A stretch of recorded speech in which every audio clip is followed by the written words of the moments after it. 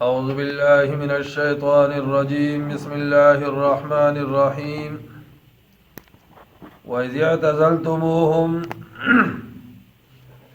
اب جب کہ تم چھوڑ چکو ہو ان کو وَمَا يَعْبُدُونَ مِن دُونِ اللَّهِ اور ان معبودوں کو جن کی وہ پوجا کرتے اللہ کے سوا فَأْوُوا إِلَى الْكَهْفِ تو پناہ لے لو اس غار میں يَنشُرْ لَكُمْ پھیلا دے گا تمہارے لیے ربکم تمہارا رب من رحمتی اپنی رحمت کا دامن وَيُحَيِّئْ لَكُمْ اور مہیا کر دے گا تمہارے لیے تمہارے کاموں میں مرفقاً آسانی وَتَرَى الشَّمْسَ اور دیکھتے ہو تم سورج کو اذا طلعت جب طلوع ہوتا ہے تزاوروا تو کترا جاتا ہے عن کہفہم ان کے غار کی طرف سے ذات الیمینی دائیں جانب وَإِذَا غَرَبَتْ اور جب غروب ہوتا ہے تقرضہم تو کنی کاٹ جاتا ہے ان سے ذات الشمالی بائیں طرف وَهُمْ فِي فَجْوَةٍ مِّنْهُ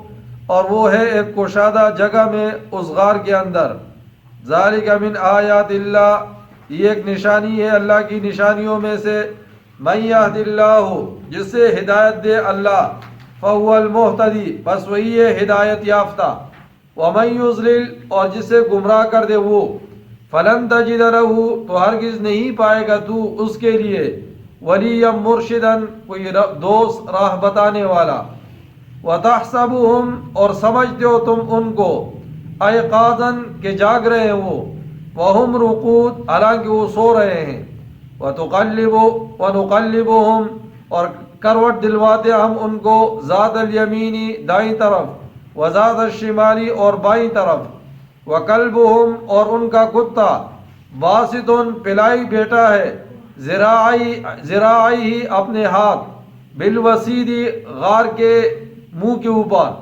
لو اطلعت علیہم اگر کہیں جان کر دیکھو تم انہیں لولیت منہم تو پلٹ جاؤ تم ان کو دیکھ کر فرارن بھاگتے ہوئے وَلَمُلِئْتَ مِنْهُمْ رُعْبًا اور پھر جائے تمہارا دل ان کو دیکھ کر دہشت سے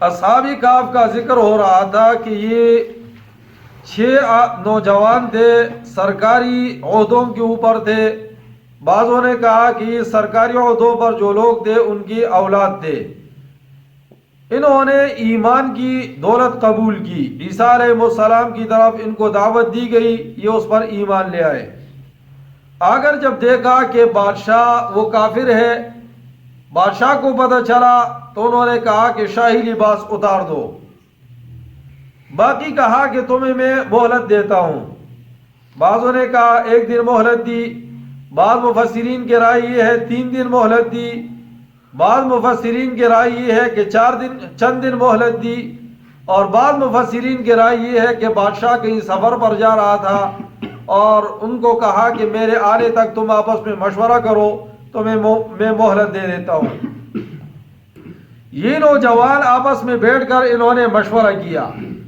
کہ ہم نے تو کلمہ پڑھا ہے مسلمان ہو گئے ہیں بادشاہ بڑا ظالم ہے اگر یہاں رہنا چاہتے ہیں تو بادشاہ کی بات ماننی پڑے گی اسلام چھوڑنا پڑے گا اور اگر اسلام نہیں چھوڑتے تو یہ ہمیں قتل کر دے گا اور اگر اسلام چھوڑتے ہیں تو بادشاہ کے ظلم سے تو بچ جائیں گے لیکن ہمیشہ ہمیشہ کے عذاب سے کہاں جائیں گے مرنا بھی تو ہے مرنے کے بعد جب بغیر ایمان کی دنیا سے چلے گئے تو وہ تو ہمیشہ کی ناکامی ہے وہاں کیا کریں گے پھر ان نوجوانوں نے آپس میں مشورہ کیا کہ ایسا کرتے ہیں یہاں سے نکل جاتے ہیں ہجرت کر دیتے ہیں نتیجہ یہ نکلے گا کہ بادشاہ کے ظلم سے بھی بچ جائیں گے اور ہمیشہ ہمیشہ کے عذاب سے بھی بچ جائیں گے یہ 6 نوجوان وہاں سے نکلے راستے میں دیکھا کہ ایک چرواہا بکریاں چرا رہا تھا انہوں نے ان کو دیکھا تو ان سے پوچھا کہاں جا رہے ہو کون ہو تھوڑی دیر کے بعد جب اس کو بھی بتایا انہوں نے کہ ہم اللہ پر ایمان لائے ہیں بادشاہ ظالم ہے اپنے ایمان کو بچانے کے لیے نکلے ہیں چرواہے نے کہا میں بھی مسلمان ہوا ہوں میں بھی آپ کے ساتھ جانا چاہتا ہوں بکریوں کو ادھر ہی چھوڑ دیا ایک کتا تھا وہ ان کے پیچھے روانہ ہوا، انہوں نے اس کو مارنے کی کوشش کی، یہ ہمارے ساتھ نہ جائے۔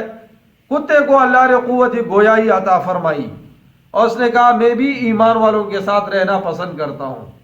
اس لیے مولانا روم رحمہ اللہ نے اور گلستان والوں نے بھی لکھا ہے، شیخ سعدی رحمہ اللہ نے، کہ دیکھو نوح علیہ السلام کا بیٹا برے لوگوں کے ساتھ بیٹھا تو اپنے خاندان کی بدنامی کا سبب بنا، اور اس کتے نے نیک لوگوں کی صحبت اختیار کی تو اس کی وجہ سے اللہ نے اس کا ذکر قرآن میں کیا، اور یہ دنیا کے اندر نیک لوگوں کی وجہ سے اس کی بھی مشہوری ہوئی، اور اصحاب کہف کے کتے کو اللہ جنت میں بھی داخل فرمائیں گے۔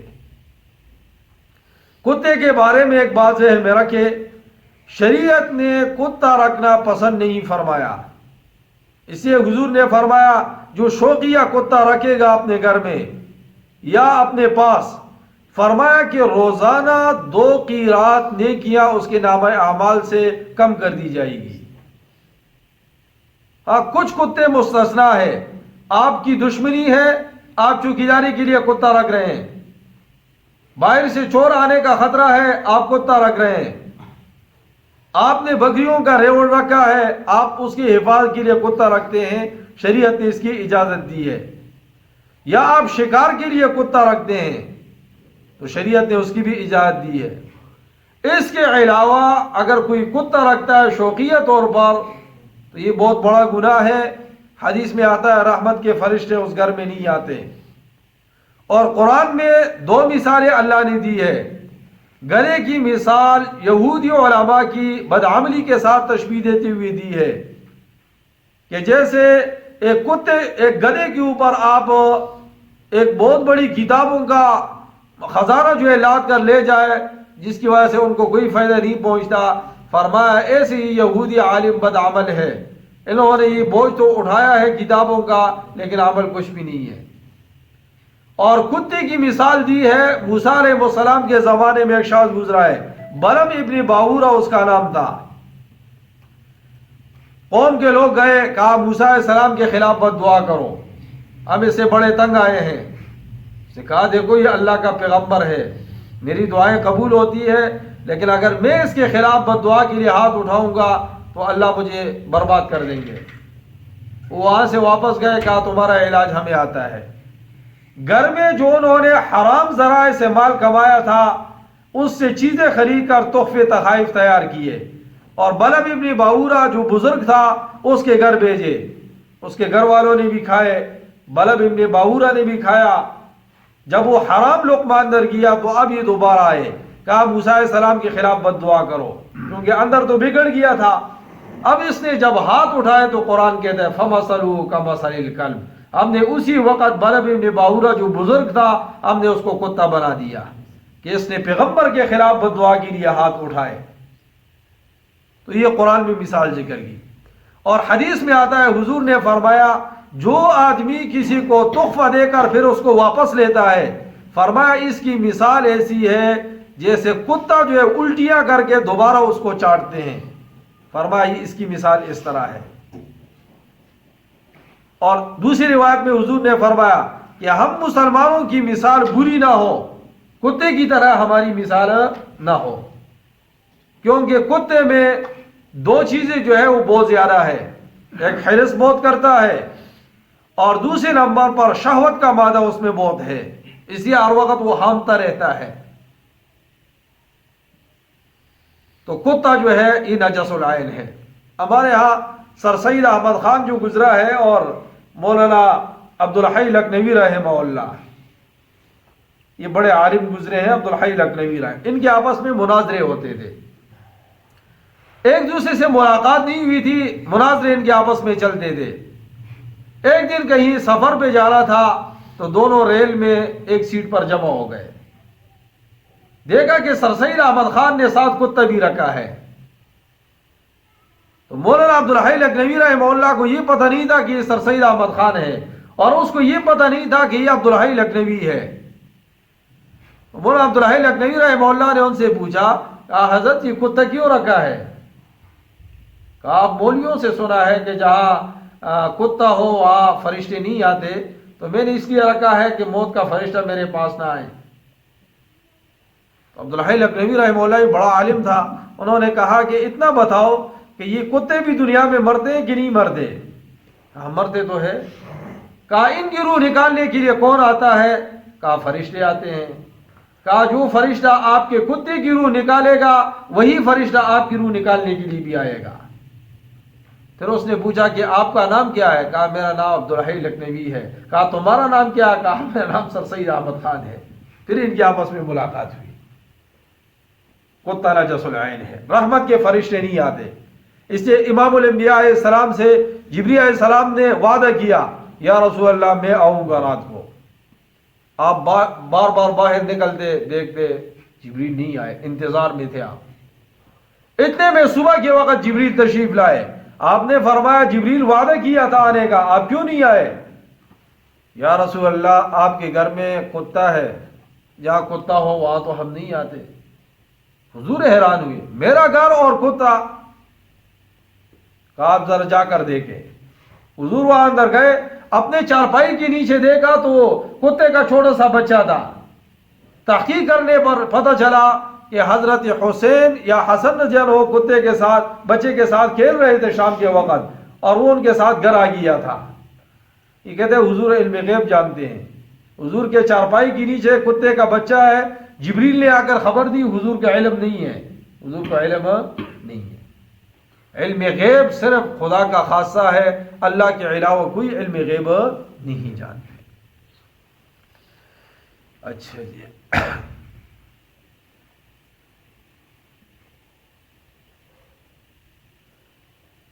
وَإِذِ اعْتَزَلْتُمُوهُمْ، اب جب کہ تم چھوڑ چکے ہو ان کو، وَمَا يَعْبُدُونَ مِن دُونِ اللَّهِ، اور ان معبودوں کو جن کی وہ پوجا کرتے ہیں اللہ کے سوا۔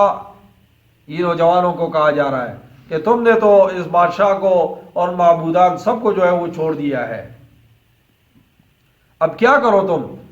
فَأْوُوا إِلَى الْكَهْفِ، تو پناہ لے لو اس غار میں، يَنشُرْ لَكُمْ، پلا دے گا تمہارے لیے، ربکم تمہارا رب، من رحمتی، اپنی رحمت کا دامن، وَيُحَيِّئْ لَكُمْ، اور مہیا کر دے گا تمہارے لیے، من امرکم، تمہارے کاموں میں، مرفقا، آسانی۔ یہ لوگ جب وہاں غار میں گئے تو یہ اندر داخل ہو گئے۔ ان میں سے جو سمجھدار آدمی تھا انہوں نے اس کو کہا کہ ایسا کرو، تم روزانہ اپنا بیس بدل کر باہر جا کر کھانے پینے کی چیز بھی لایا کرو، چونکہ انسان دینا فرشتے تو تھے نہیں، اور ساتھ یہ دیکھا کرو حال احوال کے شہر میں ہمارے بارے میں کیا باتیں چل رہی ہے۔ تو ایک دن جب یہ نوجوان آیا تو دیکھا کہ باہر شہر میں چرچا ہے، بادشاہ واپس آیا ہے، اور اس نے کہا وہ نوجوان کہاں چلے گئے، اس کا پیچھا کرو۔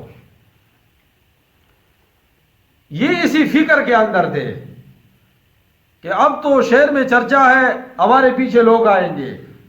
اور بعضوں نے کہا کہ کچھ لوگ آئے تھے اور وہاں غار کے قریب آ کر جب باتوں کی آواز سنی تو انہوں نے باہر سے دیوار لگائی کہ یہ اندر ہی مر جائے، لیکن یہ رائے درست نہیں ہے۔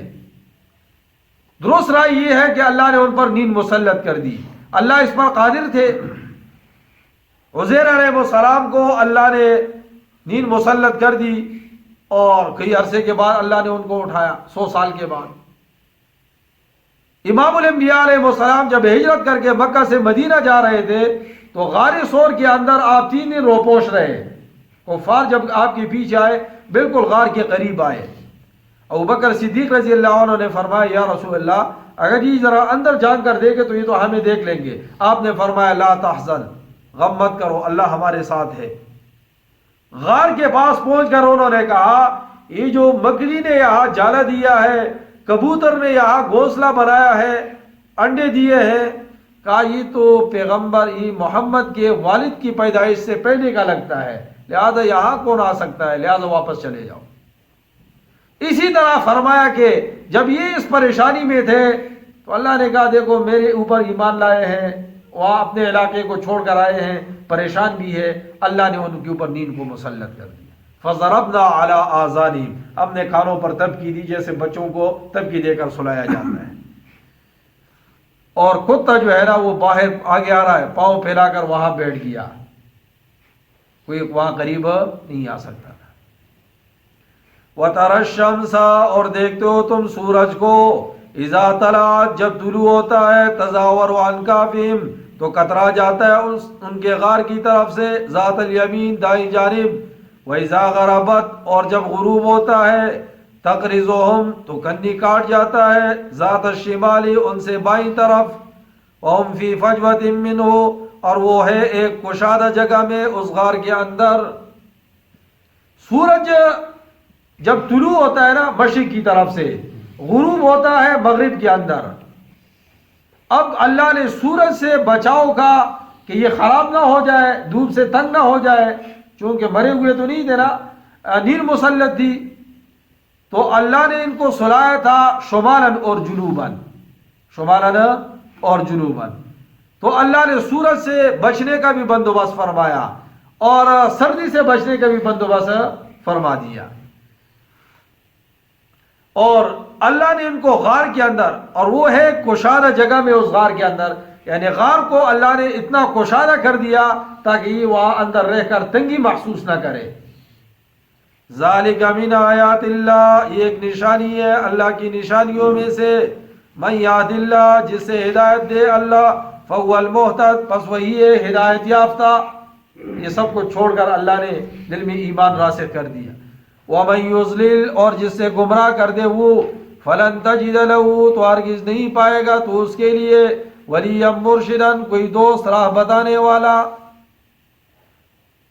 اب وہ ظالم بادشاہ بھی دنیا میں نہیں رہا نا، اصحاب الکہف بھی نہیں رہے. ظالم بادشاہ کا تذکرہ ہوتا ہے کہ یہ خراب ہو گیا، گمراہ ہو گیا، اور نیک لوگوں کا تذکرہ اصحاب الکہف کا کیسے زبردست تذکرہ اللہ فرما رہے ہیں. اب جب نیند مسلط کی نا تو نظام ایسا تھا کہ لوگ یہ سمجھتے تھے کہ یہ جاگ رہے ہیں، قریب مت جاؤ. آنکھیں ان کی ایسی تھی نا کہ دور سے لگ رہا تھا کہ یہ جاگ رہے ہیں، اور حقیقت میں وہ کیا ہو رہے تھے؟ سو رہے تھے. وَتَحْسَبُهُمْ، اور سمجھتے ہو تم ان کو، ایقاظاً کہ جاگ رہے ہیں، وَهُمْ رُقُودٌ، حالانکہ وہ سو رہے ہیں، حالانکہ وہ سو رہے ہیں.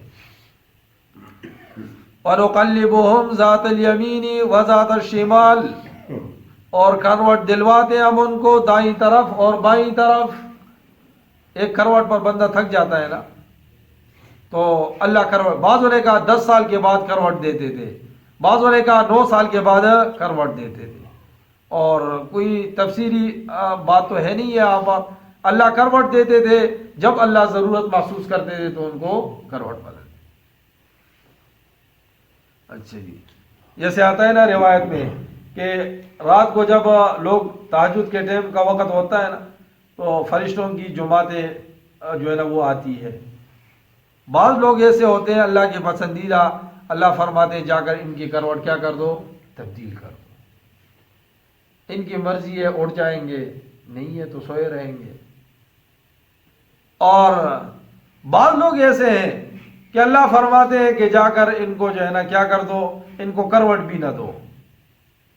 یہ اتنے میرے قریب ہے کہ ان کو کروٹ بدلنے کی وہ بھی نہ، تکلیف بھی نہ دو. یہ میرے رات دن میرے دین کے کام میں لگے رہتے ہیں.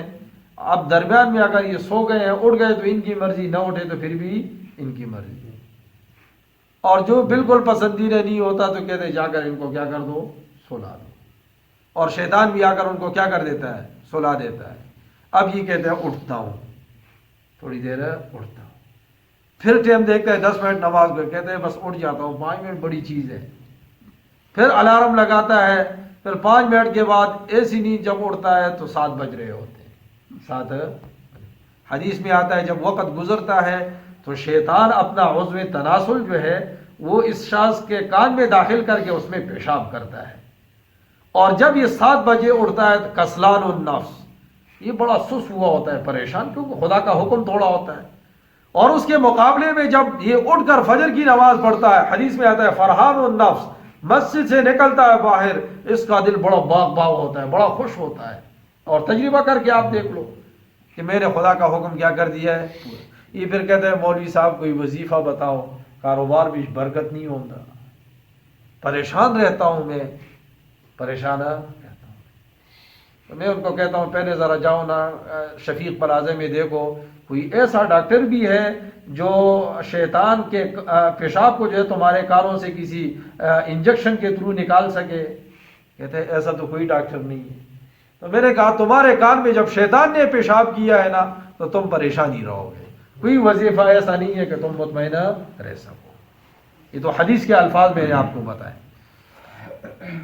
وَقَلْبُهُمْ، اور ان کا کتا باسطن پھیلائے بیٹا ہے، ذراعی اپنے ہاتھ، بالوسیلی غار کے دہانے پر۔ یہ حفاظت کا اللہ نے کیا کر دیا؟ بندوبست۔ کتا جو ہے وہ مار رہے تھے کہ ہمارے پیچھے مت آؤ، کتے نے کہا نہیں میں تمہارے ساتھ جاؤں گا۔ اللہ نے کہا کہ چلو یہ یہاں غار کے دروازے پر بیٹھ جائے۔ یہاں ایک بات ذہن میں رکھو، ہمارے بہت سارے لوگ ایسے ہیں نا جو کتے رکھتے ہیں، ان کو دودھ پلاتے ہیں، اعلیٰ قسم کے کھانے کھلاتے ہیں، اور پھر ان کو شام کو لے کر ان کو ورزش بھی کرواتے ہیں، ان کو ورزش بھی، بعض ان کو لڑواتے ہیں۔ کتوں کا لڑانا بھی حرام ہے، اس پر پیسے لینا بھی حرام ہے، اور ہمارے علماء نے لکھا ہے کہ جو آدمی اللہ کو ناپسند ہو، جو اللہ کے کام کو نہ ہو، تو اللہ ان کو ان مخلوقات کی خدمت پر لگاتے ہیں۔ کتا تو انسان کی خدمت کے لیے ہے نا، اب یہ نماز نہیں پڑھتا، یہ کتے کی خدمت پر لگا ہے، کتے کی خدمت پر لگا ہے۔ اچھا جی، اور پھر ان کو اعلیٰ قسم کی گاڑی میں پیچھے سیٹ پر بٹھا کر اس کو لے کر جاتے ہیں۔ کبھی کسی مولوی صاحب کو بٹھا کر لے کے جاؤ، تم کتے کو بٹھا کر لے کے جاتے ہو۔ اچھا جی، لَوِ اطَّلَعْتَ عَلَيْهِمْ، اگر کہیں جا کر دیکھو تم ان کو، لَوَلَّيْتَ مِنْهُمْ، تو پلٹ جاؤ تم ان کو دیکھ کر۔ یعنی اتنا دہشت تھا اس کا، اتنا۔ بعد میں بھی لوگ گئے وہاں پر، اب کتا نہیں ہے وہاں، لیکن کہا کہ مورخین نے لکھا ہے اب بھی اتنی دہشت ہے وہاں پر کہ بندہ اندر نہیں جا سکتا، نہ اللہ نے روک ڈالا ہے۔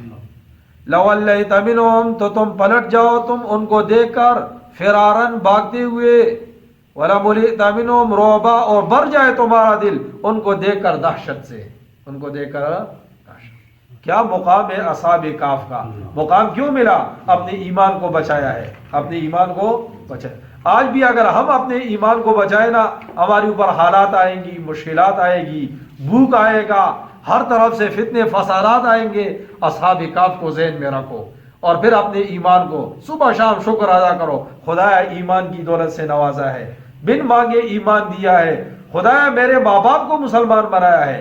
دیکھو اگر ہمیں ایمان کی دولت ملتی اور ہمارے ماں باپ بغیر ایمان کی دنیا سے چلے جاتے، اور ہمیں یہ سمجھ آتی کہ بھئی ہمیشہ جہنم میں رہیں گے، تو کتنا دکھ ہوتا۔ ایک آدمی جس میں تھوڑا سا بھی انسانیت ہو، وہ ایک چوہے کو جو ایک حرام چیز ہے اس کو آگ میں جلتے ہوئے برداشت نہیں کر سکتا، تو اپنے ماں باپ کو، انسان کو آگ میں جلتے ہوئے کیسے برداشت کرے گا؟ اس ایمان پر شکر ادا کرو۔